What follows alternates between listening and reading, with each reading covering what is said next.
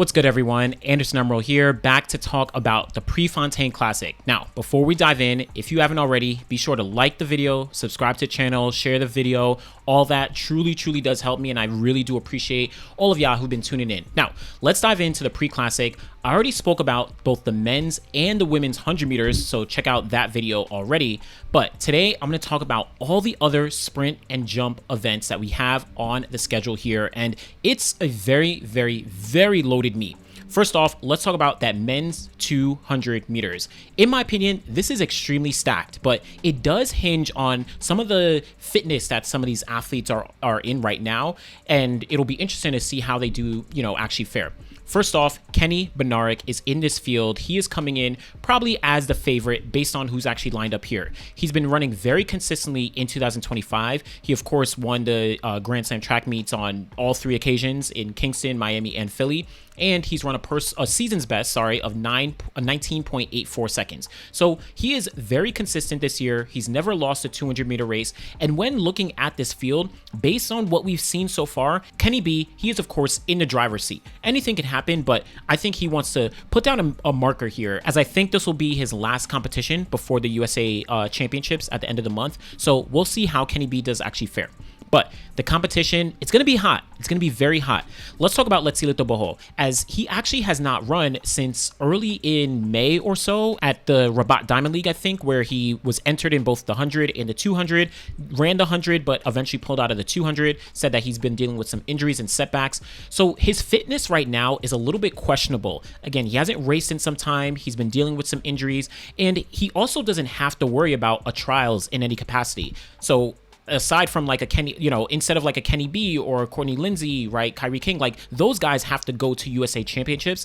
Davis-Woodhall has no worries in that realm, right? He is focused on the World Championships later on in September, and that is his primary goal. So if he shows up here and isn't in the best form and isn't able to run 19.8 or something like that, I don't think that's an issue in any capacity. But of course, that will kind of continue on maybe the narrative to people like external folks, where it's like, okay, Letsile hasn't been running that well. Letsile is the defending Olympic champion in the 200, and he's been finishing down the pack. So I think that maybe tapering expectations on what we might see from Letsile here. I do hope that he's fully healthy and he's ready to compete and challenge someone like Kenny B in this field, but expectations for me are a little bit, tapered considering his circumstances in 2025 so far.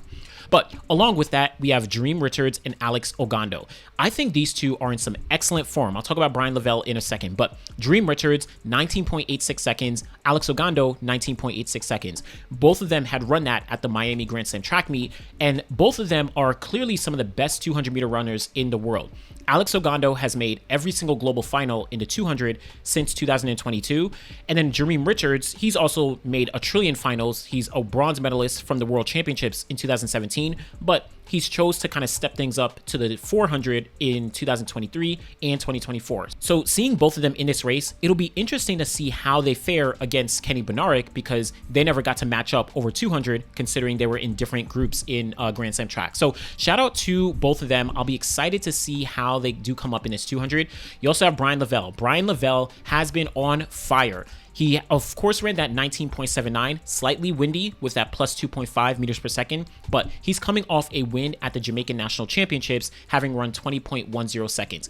Another high-profile race for him here. Very interesting to see how he does fare. He said that, the 100 meters where he pulled up, in the final at Jamaican Nationals, he said that he wasn't injured. It was just, an off day or whatever. So I'm excited to see how Brian does actually fare.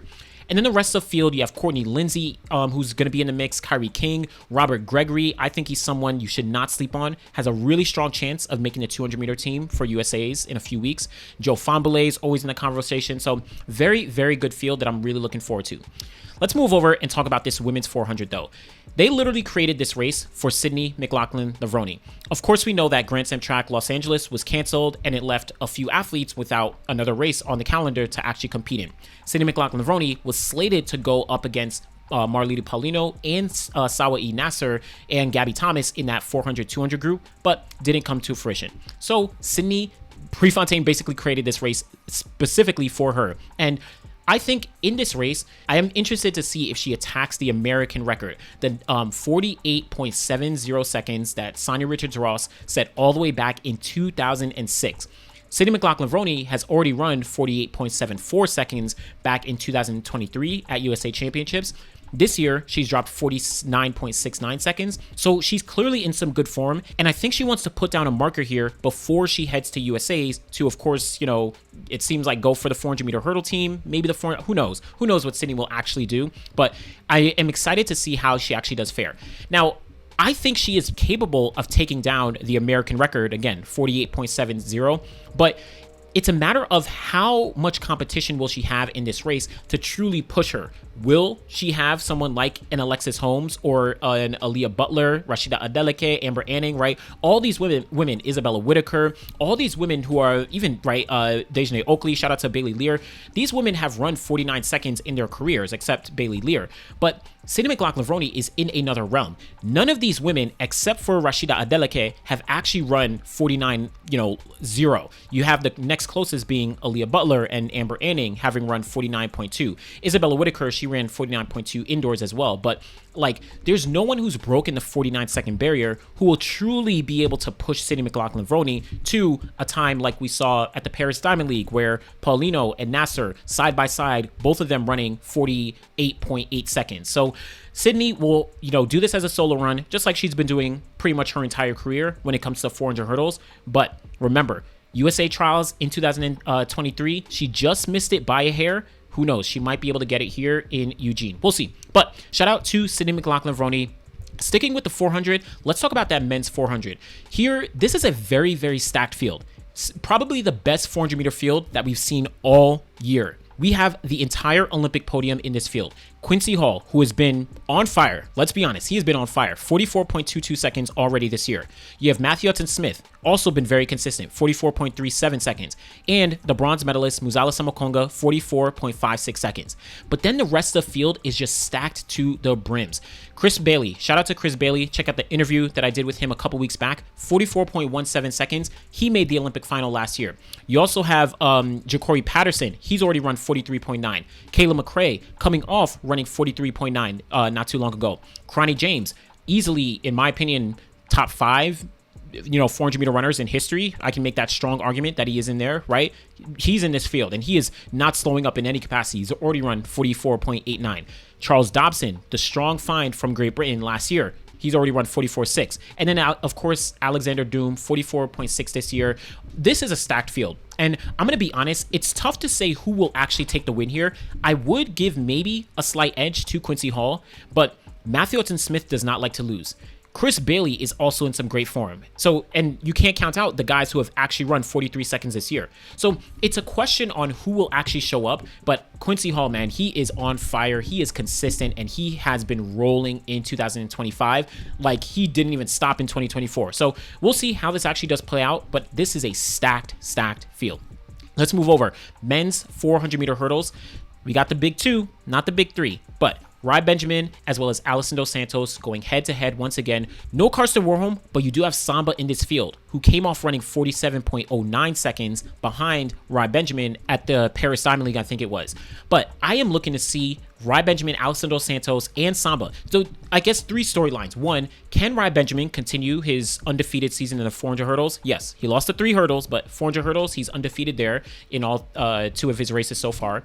Alison Dos Santos, can he improve on the mark that he's run? This is the track where he ran, his personal best of 46.29, won that gold medal in 2022. Can he improve on his season's best this year? Maybe take over, Rai Benjamin in a, back and forth. And then also Samba.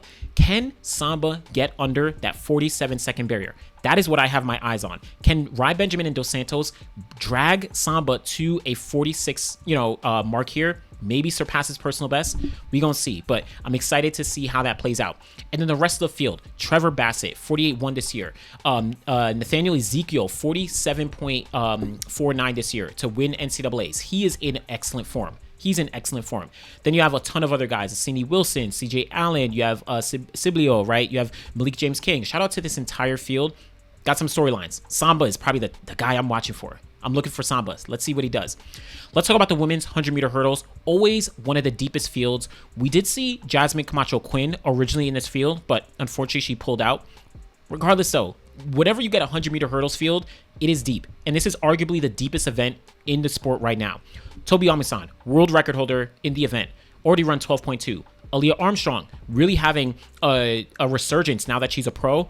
12.49 seconds this year already. Very close to her personal best. Christina Clemens has been one of the mainstays since, 2012? I think she was in the Olympic trials final in the 100-meter hurdles. She has been running consistently this year. 12.54 already. Come on. Kenny Harrison, former world record holder. Tia Jones, number 3 all-time with her 12.19. Tania Marshall, already run 12.5. Akira Nugent coming off second place at the Jamaican National Championships, but she's already run 12.3. Masai Russell, number 2 all-time in the 100-meter hurdles, right? Danielle Williams, defending world champion, and Masai Russell is the defending Olympic champion. So you have what is an extremely stacked field across the board when talking about this 100-meter hurdles, and flip a coin, right? Pick out of a hat, roll dice. You can't pick who's actually going to win this race. In my opinion, it's almost impossible to pick who's actually going to win. And you're missing some names. Like I said, Jasmine Camacho-Quinn, Grace Stark, right, who's already run 12.21. You have Megan Tapper, who just ran 12.3. You're missing some names, and this is still insanely stacked. Shout out to all these women in the 100-meter hurdles. I'm so excited to see how that plays out. Now, let's finish off with the long jump on the women's side. This is also a very high-quality field that I think will kind of have some implications in terms of the storylines as we continue through the year. Of course, Tara Davis-Woodhall, she just won the Paris Diamond League, jumping 7.05 meters. She's the defending Olympic champion in the long jump. She's only jumped twice this year at the Drake Relays and the Paris Diamond League, so she's really getting her season going. But Prefontaine, I expect her to show up. Malaika Mihambo, the former Olympic champion, also got the silver medal at the Olympics last year in 2024. She's dealt with injuries and setbacks, looking to get back into some strong form to be competitive, maybe get back on top of the podium once again. Jasmine Moore, another mainstay, bronze medalist from the Olympic Games last year, can never be counted out. Monet Nichols, world indoor silver medalist from last year. Quanisha Burks, Clara Bryant, indoor gold medalist. Akelia Smith, Ivana Spanovic, right, multiple time, gold medalists in the long jump, and then Lex Brown. So overall, very stacked field. I think some interesting storylines are, can Tara Davis-Woodhall continue with her dominance and consistency and all this momentum that she's built up, and then go into the World USA's, get a title, go into the World Championships, potentially win gold there. Malaika Mihambo, can she step things back up, maybe assert herself as another gold medal contender, right? Even someone like Jasmine Moore, can she look to get on the podium once again? Right, so a lot of storylines in this women's long jump that I'm excited to see, how it actually does play out. I probably expect to see someone jump 7 meters again. Shout out to Lex Brown, who's already jumped 7:03. This field is very, very deep, and I'll be keeping an eye out and tabs on how the field actually does play out. So that is the Prefontaine Classic. Again, check out the video that I did breaking down the 100 meters on both the men's and the women's side. Here, we have so many deep fields. It's going to be very exciting. If you haven't already, be sure to like the video, subscribe to the channel. I truly, truly appreciate y'all. Thanks for watching.